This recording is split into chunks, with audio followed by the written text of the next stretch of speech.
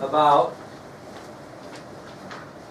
the arrest, the interrogation, the death of Lee Harvey Oswald. Now I've given you kind of a new ID sheet. Some of those names are on the other ID sheet I gave you, but there's some new ones. So we'll just go off of that ID sheet as we go through this interrogation. Then when we get done with this, I am going to show you a video on it so you can kind of take it through too. But it's just such an important thing. You got to know a little bit about Lee Harvey Oswald before I think you can make a determination of whether it was he was involved in a conspiracy. Like Aurora's mom thinks this and somebody else's mom thought that. They don't know this part. They don't know this. And if you don't know this, then you don't know Lee Harvey Oswald and his interest in this. So we'll go from there. Now the last thing we talked about Lee Harvey Oswald is when they arrested him and put him in the police car outside the Texas Theater. And that's where we're at, okay? So he's been escorted out of the Texas Theater in front of an angry mob. As Hugh Ainsworth said on the video, people were yelling, "Kill him, kill him," because they thought he had killed a police officer. Okay, so they place Oswald in the car. Now picture this in your mind. He's placed in the back seat. He's got an officer on each side, and then there are 2 officers in the front of the car. So we got a car of 5 people. 2 in the front, 2 in the back, with Oswald in the middle. Okay? Now you've got to remember that police did things differently. To punch Oswald in the face at the Texas Theater today would maybe be conceived as police brutality, which he actually said. That's not how they ran things in the 60s. If you shot a police officer, you attempted to kill a police officer, as Johnny Brewer said on the video, he got about what he had coming. Right? That's what they do. Today's a lot more political. In those days, if you try to kill a police officer, they shoot you. There was no messing around. Nobody claimed police brutality. Okay? So Oswald is in the back seat between the 2 officers, and one of the officers asked him his name. "What is your name?" And he doesn't say anything. Now again, just kind of listen. Okay? Finally, this is what Oswald blurts out. "Why are you treating me this way? All I did was go into the theater with a pistol." Well, that probably isn't what you do at the time. But it is a little different in the 60s than it is now. Would it be horribly uncommon for someone to go into a theater with a pistol? Not as much as today, but you still had to have a permit to carry weapons, even in those days. So again, the officer asks Oswald his name. He doesn't say anything, and finally he blurts out, "Why are you treating me this way? All I did was go into a theater with a pistol." Well, Oswald was then told, "Well, you killed a police officer." And he acts surprised and goes, "A police officer's been killed? Well, there's no question he shot this police officer." But that's kind of how he was. Well, you wouldn't do this today, but the officers decide to go through Oswald's wallet while they're in the car looking for identification, because he won't tell them, so an officer reaches into Oswald's back pocket and pulls out his wallet. Not uncommon, I guess. And when he's looking through the contents of the wallet, he pulls out an ID that has the name Lee Harvey Oswald. The officer said, "Are you Lee Harvey Oswald?" Doesn't say a word. The officer continues the search of his wallet, and I gave you a copy of this, and he finds a second ID in his wallet that looks very similar, that has his picture on it with the name Alec James Heidel. You see that? I gave you a handout of it. That also is in his wallet. So he's got 2 IDs. He's got an ID that looks like that has his picture that says Lee Harvey Oswald, and he's got this other one that looks just like that says Alec James Heidel. So what do they ask him next? Are you Alex Heidel? And again, he refuses to answer, and nothing more is said from the ride to the Texas Theater until they get to the police headquarters. Okay? So right off the bat, you've got some suspicions about this guy and who he is, right? Now we should write some of this down. At 1:58 p.m. Now here, I want to preface this again and go back a little bit. We're still talking this whole lecture about the same day. And we're going to go through 50 pages of my notes on this interrogation And we're still talking about the same day. We haven't gotten past. Oh yeah. Oh yeah. Yeah, this is yeah, oh yeah. This is something else. This will be the longest day of note taking in your life. You'll be taking notes, a lot of notes on one day, which started way back when they landed at Love Field, right? So we're still on the same day, okay?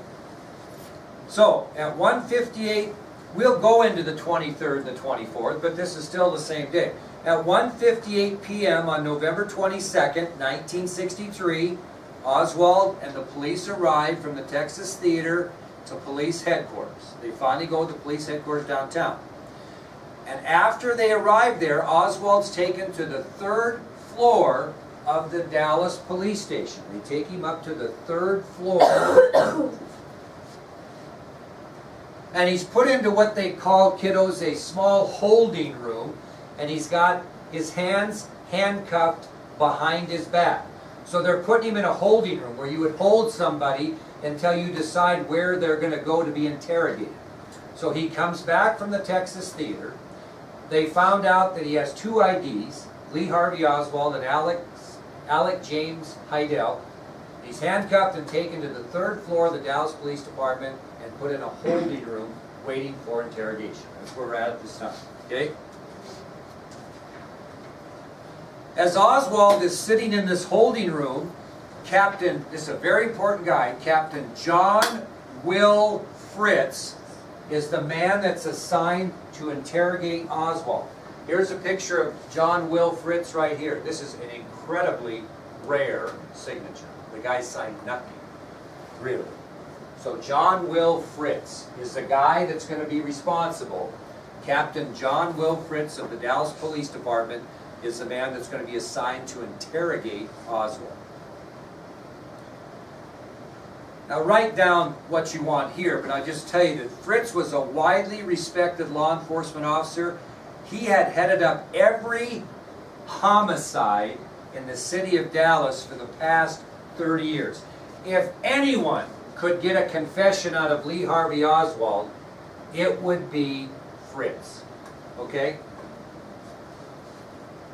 In the past how many years? 30. Been a 30-year veteran. Now this really gets kind of interesting, I got to tell you.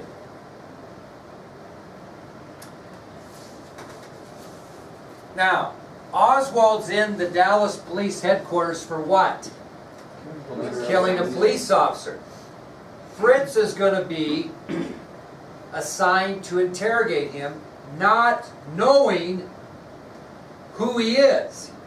Okay? Keep that in mind. Well, Captain Fritz had been to the Texas School Book Depository during this time. And this is what the information that he had from his visit. He went there after the assassination. Now, here's what Fritz had seen. Write it down if you think you need to, but I think you can figure it out. He saw the sniper's nest on the 6th floor. Obviously, he went up there and saw the sniper's nest. He saw the rifle that was used in the assassination because it had been found. He saw the 3 spent shell casings on the floor by the sniper's nest, and he had the name of the missing employee from the Texas School Book Depository. So when he gets back to police headquarters, he's seen the sniper's nest, he's seen the rifle, he's seen the shell casings, and he knows that the missing employee, his name is Lee Harvey Oswald. Now when he gets back, he doesn't know who he is. He hasn't seen him in person, okay? He hasn't seen the guy in person at all, so he doesn't know who he is. All he knows is the guy that's sitting there has been arrested for allegedly shooting a police officer. So, when Captain Fritz gets back, he's still looking for the missing employee. Now, just listen, don't really write it down. Now, when he gets back, and he hasn't seen Oswald yet, he decides to secure a search warrant for an address in Irving, Texas. Okay? Why would he secure a search warrant for an address in Irving, Texas? Because he's looking for this Lee Harvey Oswald. right? He's looking for him. So why would he go to Irving, Texas? Well, he goes through Oswald's employment application when he applied for the job at the Texas School Book Depository. And he sees that he puts his address as where? The arrow's pointing to it. He's living in Irving, Texas. Now, is he really living in Irving, Texas? No. Who's living in Irving, Texas at that address? His wife. Very good. Remember, they're separate, but he puts that down as an address. So Fritz is looking for Oswald, so he decides to get a search warrant to go to that address and try to find this Lee Harvey Oswald, not knowing that he's sitting in a holding room under arrest for the shooting of J.D. Tippit. So, Captain Fritz orders 2 police officers to secure that search warrant. Go get a search warrant for this address in Irving, Texas. Well, when one of the officers realizes that Captain Fritz is looking for Lee Harvey Oswald, he points to that small holding room and he says, quote, "Well, Captain, you don't have to go out to Irving and get him because there he sits." The officer knew that Lee Harvey Oswald was sitting there. But you see, Fritz didn't know who he was or any situation there because he hadn't seen him. So once they figure out that Lee Harvey Oswald is the guy they got in the holding room, they take him up to Captain Fritz's office. 2 police officers set in with Fritz and they begin to interrogate him. That making sense? So this guy, when he comes in and is put in the holding room, he's there because he shot a police officer.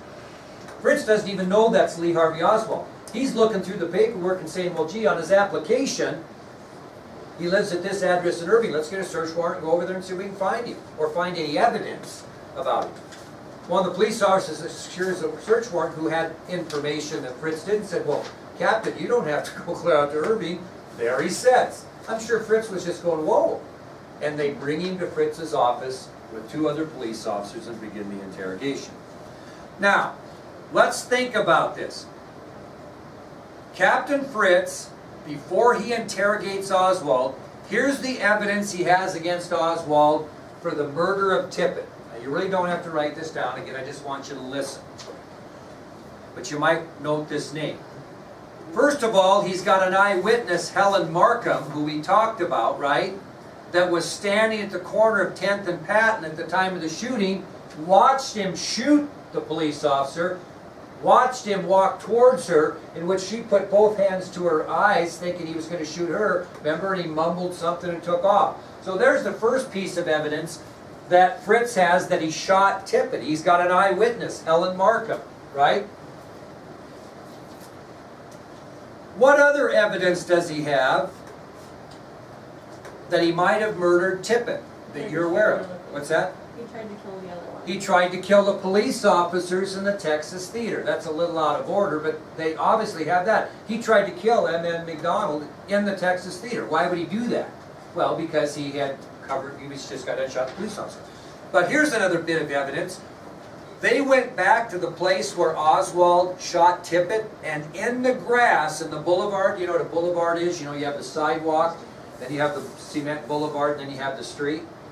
In that grass boulevard between the sidewalk and the street, they found 4 .38 caliber shell casings that came from that pistol. So they had all the evidence in the world to put him on trial or book him, so to speak, for the murder of Tippit. Okay? That eyewitness and Helen Markham, and there were other people that saw it. Okay? They had 4 shell casings on the grass as he exited. After he shot him and started walking the other way, he emptied those 4 shell casings out into the grass, and then they had the fact that he tried to kill M.N. McDonald in the theater. So they had a pretty solid case that he shot Tippit. Now, what did they have as far as the killing of President Kennedy? Nothing, really. Circumstantial evidence, right? What do you got to do to arrest him for the murder of Kennedy? You got to tie Oswald to what? The rifle. The rifle. If you can't tie him to the rifle, everything you have is circumstantial. Okay? He could be up at the 6th floor. He could be doing this and that. But if you can't tie him to the murder weapon, you can't convict him. Yeah. Is there no fingerprints? Well, we'll get to that. Yeah. Now, this is what Fritz wanted to do, Kyra, because we're talking about the same day. It was his goal that by midnight on the 22nd of November 1963, he wanted to charge Lee Harvey Oswald with the murder of President John F. Kennedy. And he has until about 2 o'clock that afternoon, right, until midnight to get that done. And to do that, he's going to have to do a couple of things. He's either going to have to tie him to the rifle, which is not looking good, by midnight, or he's going to have to get Oswald to confess. Okay, keep that in mind. So, it's his goal to officially charge Lee Harvey Oswald with the murder of President Kennedy by the end of the day on November 22nd, 1963. And in order to do that, he's got to tie him to the rifle or he's got to get him to confess. Now, is there any threat of Oswald being released with bail? No. Why?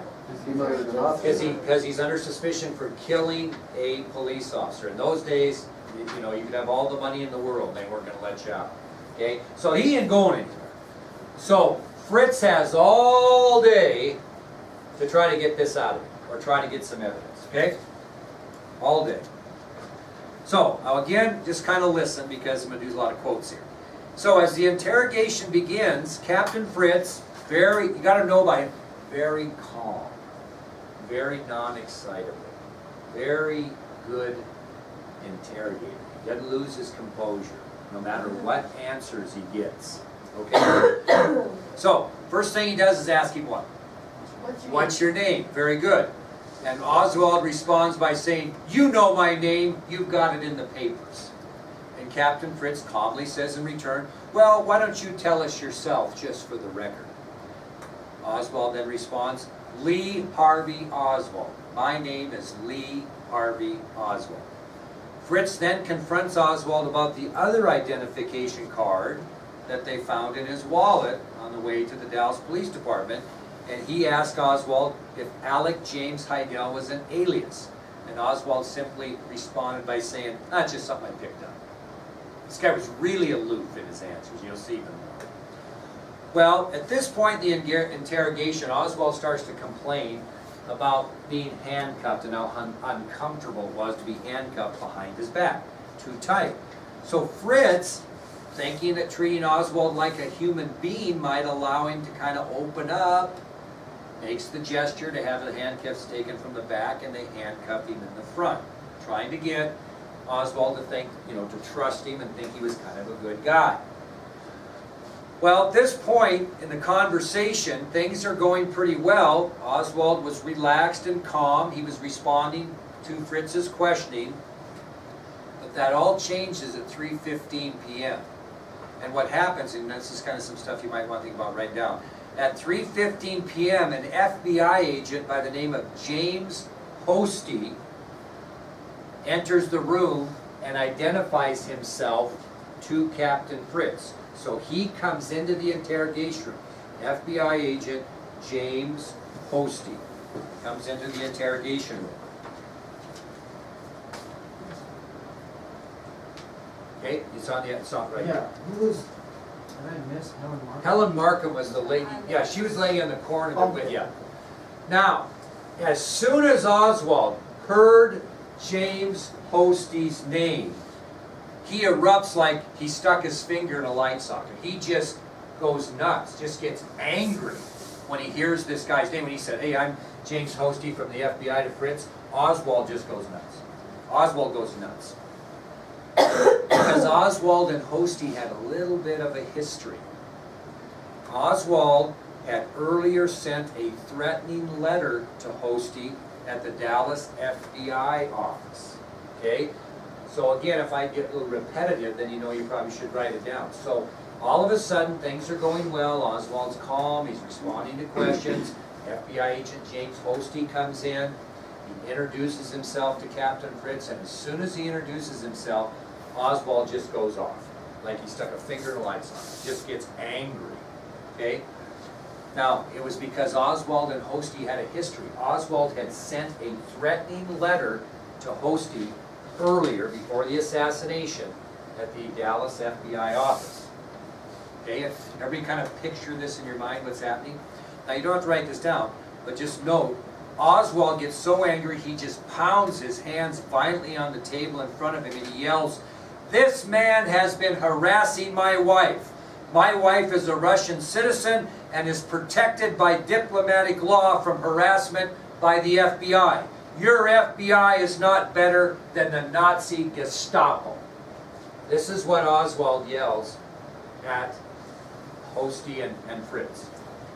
Now, Captain Fritz is going, whoa, he's really shocked, because he finds out for the first time that Oswald was in Russia.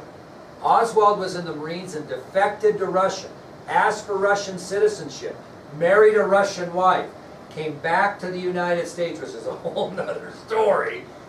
But for the first time, Fritz is going, this guy was in Russia? This is at the height of what? Cold War. I mean, somebody is in Russia, you're going, Jesus, you know what I mean? So it's going to get weirder and weirder. Now, Oswald had spent, just so you know, 3 years in Russia, from 1959 to 1962. We'll get to that at another point.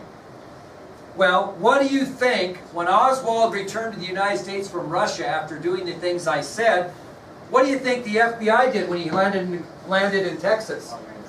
Well, they started surveilling him. They started paying attention to him, because it was really odd that someone would be in the Marines, defect to Russia, marry a Russian wife, and come back to the United States. So as soon as he landed, the FBI knew, and they started surveillance. Who was the guy responsible to do the surveillance on him? James Hosty. Okay, now here's kind of the story. I don't know how much you see right now. It's just such a story. Well, what happened 2 weeks prior to Kennedy's assassination, Hosty went to